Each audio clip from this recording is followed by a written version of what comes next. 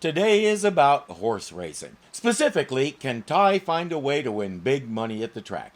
Right now, we're establishing how some things are done. Doctor's lab. Day code. No facial markings. Identification tattoo 81225877. 81225877. Identification verified. That's how we make sure somebody doesn't slip a ringer in. It used to be a thing where somebody would have a broken down nag that couldn't win a race with a 2-year-old on a tricycle, enter them in a race with astronomical odds, then substitute the half-dead horse with a look-alike who could outrun a bullet train. The technical term for that is, what was it again? Oh yeah, cheating. It didn't take too long for racing officials all over the world to start adopting methods to identify horses. We just saw some of them. This is the horse. Dusty Day going off at 6-1. I lay all my money on his nostrils. That's my new stereo with change left over for headphones. And now back to our main plot. Ty picks a winner. Look here, JC. Long as you got this nice one-on-one going with him, why don't you ask him if he's up for winning today? Oh, straight from the horse's mouth. The technical term for that would also be called cheating, but he won't get the chance. I don't like people handling my horse. Oh, I'm sorry. I was just admiring him. He's a very beautiful animal. Notice that Jonathan still has his hand on the horse's halter. Thank you. Now if you'll excuse us. She doesn't seem susceptible to his seductive gaze. There's a definite, I don't think I'd call it misogynist, but male-dominant vibe to this show. Starting with the third episode, we always seem to have a gorgeous woman involved, and Jonathan ends up kissing her at least once. I think Simon McCorkindale negotiated the same kind of contract Bob Crane did in Hogan's Heroes. If one of the trio gets in peril and needs rescuing, it's most always Brooke.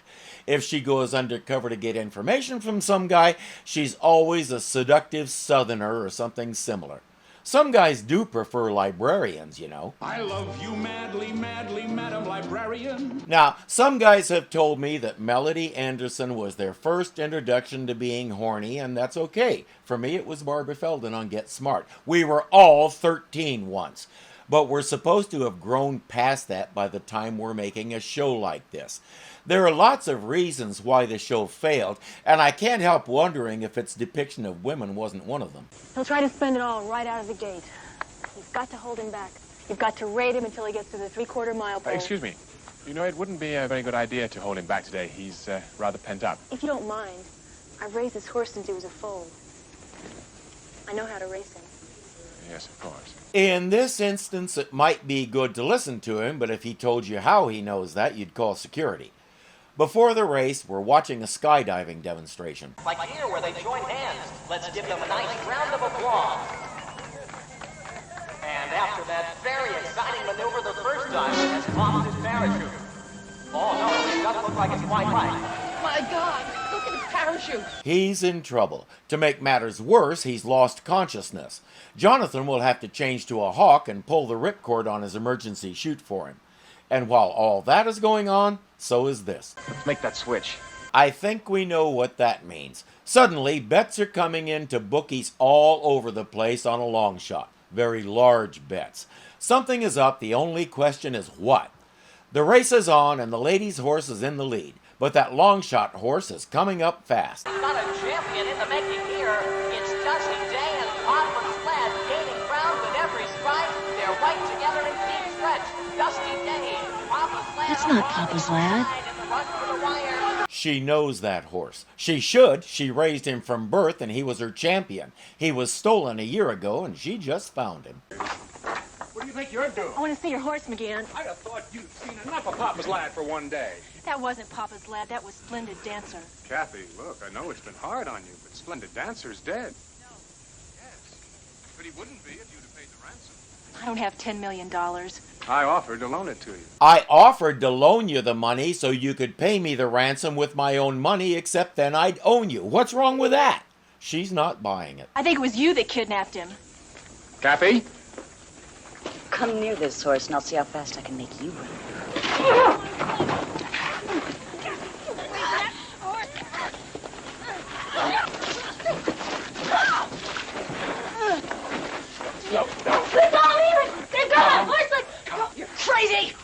Oh, please don't stop them. I want to see what Tracy Scoggins can do to this chick. She was a gymnast, has a degree in physical education, and just missed being a diver in the Olympics. Throughout her modeling and acting careers, it's obvious she's maintained that focus on physical fitness. So I have a feeling she'd mop the floor with this woman. Too bad we didn't get to see it, thanks to Killjoy Jonathan. The officials checked the horse's lip tattoo, and sure enough, it's Papa's lad. We didn't get to see how they made the switches, but I think I would also be checking to see how sweaty the horse is and if he's actually been racing. Nobody'll think of that.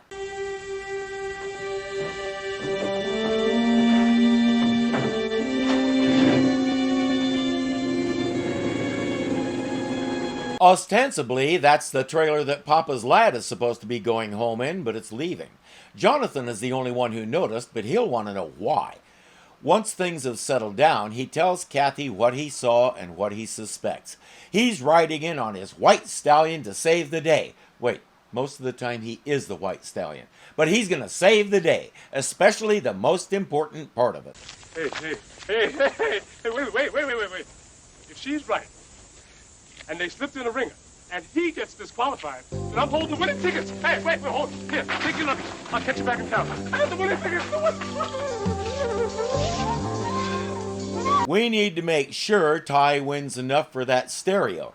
But like most denizens of the racetrack, when his horse didn't win, he tore the tickets in half and threw them on the ground. I threw it on the ground. Now he's got a big trash bag full of pieces of tickets, and he's going to sit down and work the world's weirdest jigsaw puzzle.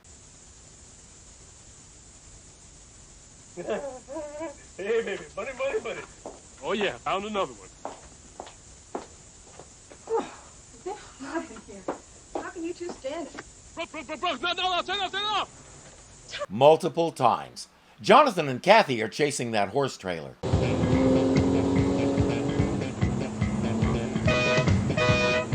Your right rear tire's shredding. It'll blow at any moment. You better pull over. Hey!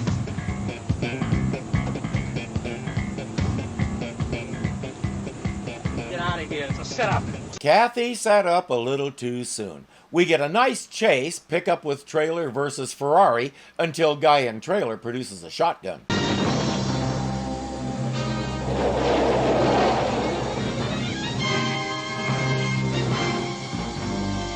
As they say, you should have seen the one that got away. Back at the station, Brooke is undercover. You move it. Oh, get your clammy paws off of me, huh? But she ain't covering much. What's the sting? Well. Looks like you jokers aren't going to be able to set up any more UN diplomats, huh? Or exploit any more young ladies. Yo, Mr. Policeman, come over here and this young lady will show you a more interesting place to put her fingerprint. She may be a little too into the character. Talk about it being hot in here. Like it? Well, suffice to say, you're going to have to be careful not to bring out the animal in me. Which one? Oh, now that depends on whether you'd like me to make you purr like a kitten or roar like a lioness. Why don't you two quit it? I never know whether to laugh or leave the room. Leave the room. If it's any consolation, Ty, we're all in that boat. Jonathan explains his hypothesis about Splendid Dancer. Remove the star on his face and he and Papa's lad look identical. Switch them out, lay some big last-minute bets, and you're filthy rich. You mean you think that parachute mess-up was a diversion so they could slip in the ringer for Papa's lad? $6 million payoff, stud rights, and all the other et ceteras. I've known people killed for an awful lot less than that. Yes, they were willing to let an innocent skydiver plunge to a horrible death so they could make money. These people should not be walking around free. Got one, yeah. Now listen, Professor, we gotta prove all this so that Dusty Day gets bumped to first. Yes, that is exactly what I am on my way to try and do.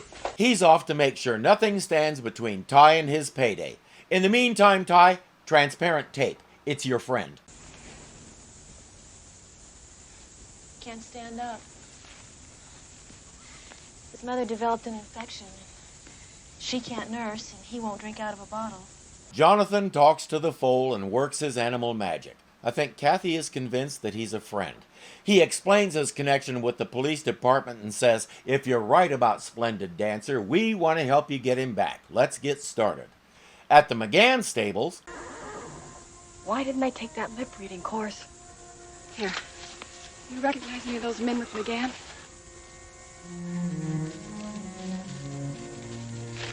Ty, wouldn't it be easier just if you put down the bag of tickets? Ty's law says if it's worth money, never put it down. There's an amazing new invention designed to help you with situations like that. It's called a pocket. They need to sneak in and get more information.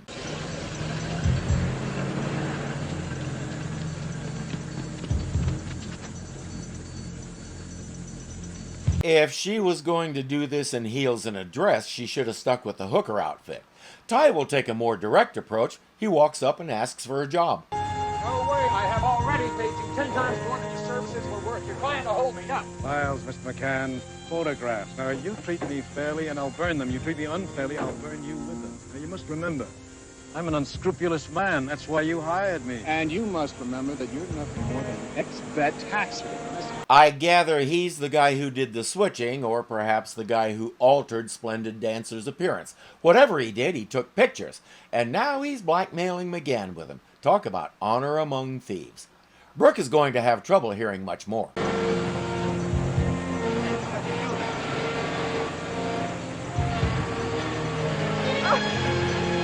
She's about to become a hay bale. By coincidence, they're putting Ty to work stacking hay bales.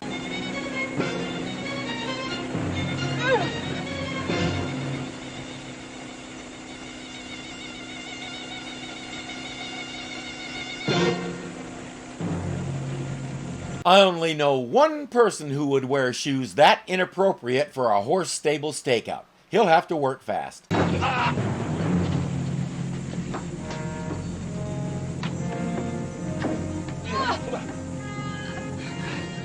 Turn the machine off? I guess not. While Brooke slips away, Ty covers his tracks so he can stay and hopefully learn more.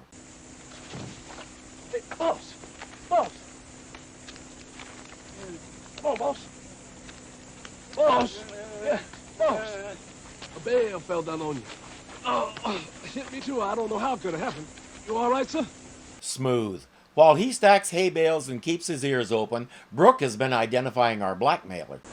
So I started checking around, and I turned up a Sheldon Greentree, who, get this, lost his license as a veterinary surgeon and is now a taxidermist. A person who stuffs animals, works with lots of different types of animal skins, horses for example.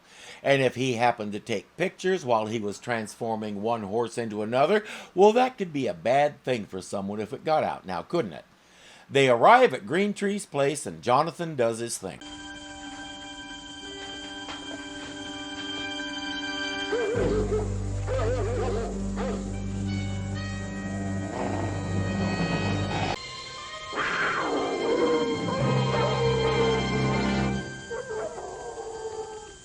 They don't get paid enough to deal with that. You humans are on your own.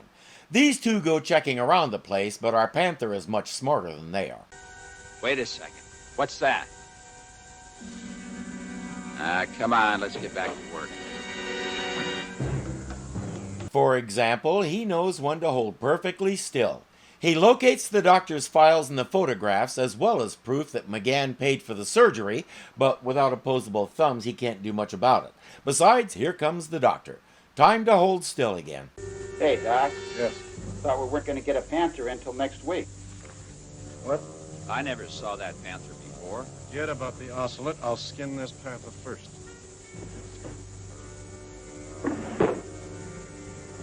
Won't that head look great on a wall? What the? Look out! He's a... Doesn't that head look great biting your crotch off?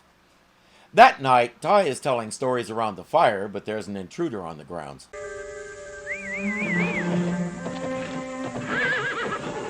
Splendid Dancer. Hey, someone's out there. Oh, Splendid Dancer, I knew it was you. Not that the knowledge will do her much good. She's obviously trespassing, but McGann isn't one to leave things to the police.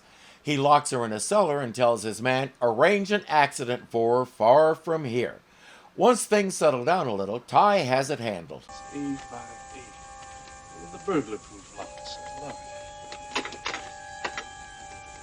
Come on, baby, open the top. Splendid Dancer, he's here. I know, woman. Let's just get you out of here right now. You two aren't going anywhere. Or not. Now they're both locked in there. That's it? From what you saw and what I heard, I'll tell Rivera that No. we have it. We don't have enough evidence. That's why you don't call Rivera, you call a judge and get a search warrant. But that's not the Jonathan Chase way. This is. Howdy, sugar. I'm Mrs. Austin, and this is my horse trainer, Charles, and we're here to see Mr. McGann for an appointment. Appointment? I'll see if he's in. Down in the wine cellar, Ty has been relieving stress by smashing McGann's expensive wines. Oh, Kathy.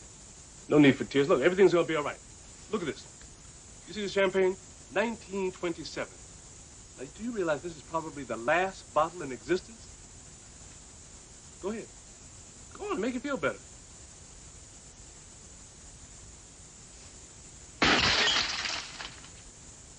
I meant drink it. That one also made me laugh. Upstairs, Jonathan is trying to get the hang of playing second fiddle to Brooke. As a matter of fact, I do have some studs available. Excellent bloodlines, fine track records. Well, it's one particular horse. We saw him race the other day. Oh, really? Which one is that? Papa's lad. Why, the second we saw him, I said, Charles, I said, I will not allow another horse near my little mare. Isn't that what I said, sweet pea? Mrs. Austin is very picky. He's not doing too well, and she's loving it. McGann says Papa's lad isn't available. Let's go look at some others. Come on, sweet pea. Oh, please tell me she's going to keep calling him that and have every camera in the place rolling the first time she says it in front of Rivera. Out at the stables, Jonathan will transform into a horse while Brooke keeps the trainer busy. Mrs. Austin, No, don't bother about my trainer. He likes to go and study the horses. But I find men so much more fascinating. This guy acts like he has no idea what's going on. Brooke will complete his education. Now, you just come over here, take off your boots, and I'll take care of everything else. All right? That's it, baby.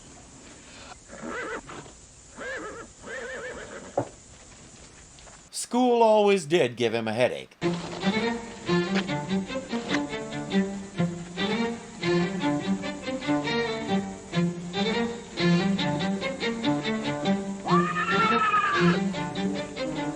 Fire!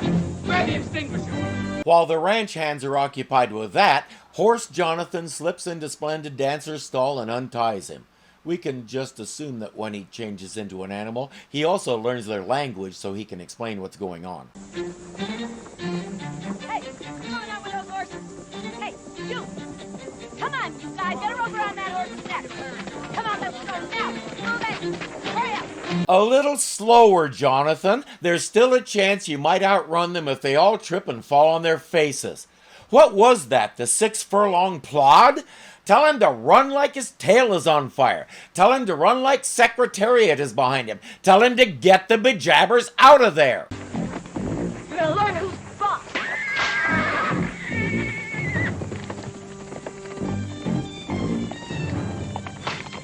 I don't want to know what his rump is going to look like when he changes back. Brooke just watched McGann and company put Ty and Kathy into a car. Jonathan! They've got Ty and Kathy. Get down! Get down! Better idea? You get down. He has things to do.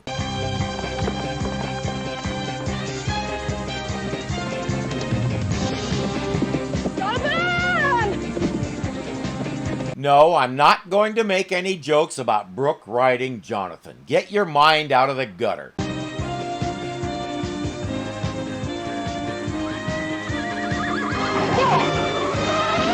Credit where it's due. No matter how corrupt he is, his instincts from a lifetime around horses wouldn't let him hit one.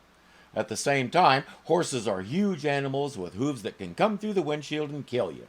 He may have decided he had better odds with the fence.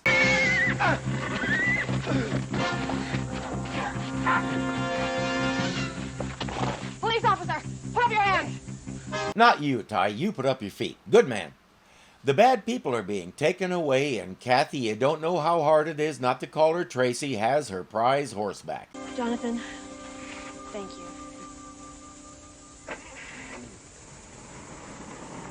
I'm